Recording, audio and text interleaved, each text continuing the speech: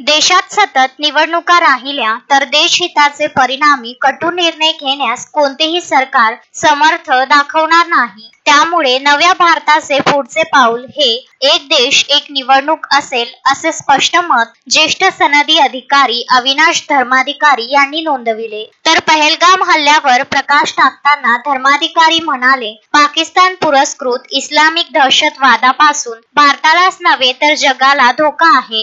तो वेळीच ओळखून अशा प्रवृत्तींना ठेचून काढलं पाहिजे असेही त्यांनी अधोरेखित केले. अमरावती सिटीझन फोरम तर्फे संत ज्ञानेश्वर सांस्कृतिक भवन येथे 2 मे रोजी एक देश एक निवडणूक या परिसंवाद कार्यक्रमाचे आयोजन करण्यात आले होते. कार्यक्रमाच्या अध्यक्षस्थानी श्री शिवाजी शिक्षण संस्थेचे कार्यकारिणी सदस्य हेमंत काळमे, परिसंवादात सहभागी वक्ते ज्येष्ठ सनदी लेखापाल राजेश चांडक, डॉक्टर किशोर फुले, तर विशेष अतिथी म्हणून राज्यसभा खासदार doctor Anil Bonde, Indian medical असोसिएशनच्या अध्यक्षा डॉक्टर अलका कुथे, माजी खासदार अनंत गुढे विचारपीठावर उपस्थित होते. एक देश एक निवडणूक, जागतिक दहशतवाद आणि भारतासमोरील आव्हान या 2 प्रमुख विषयावर अमरावती सिटीझन फोरम तर्फे परिसंवाद कार्यक्रमाचे आयोजन करण्यात आले होते. या परिसंवादात बोलताना ज्येष्ठ सनदी अधिकारी अविनाश धर्माधिकारी म्हणाले की एक देश एक निवडणूक याची विस्तृत मांडणी करताना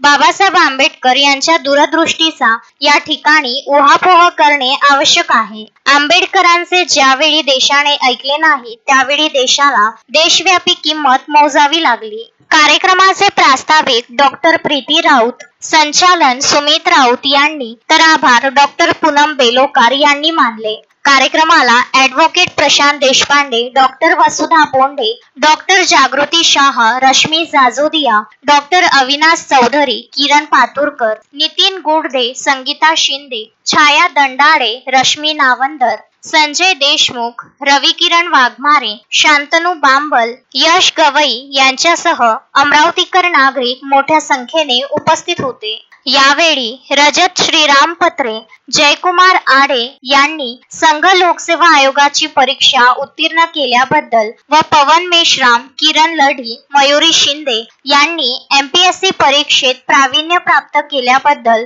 अविनाश धर्माधिकारी यांच्या हस्ते त्यांचा सन्मान करण्यात आला. Vidarbha news bureau, Amravati.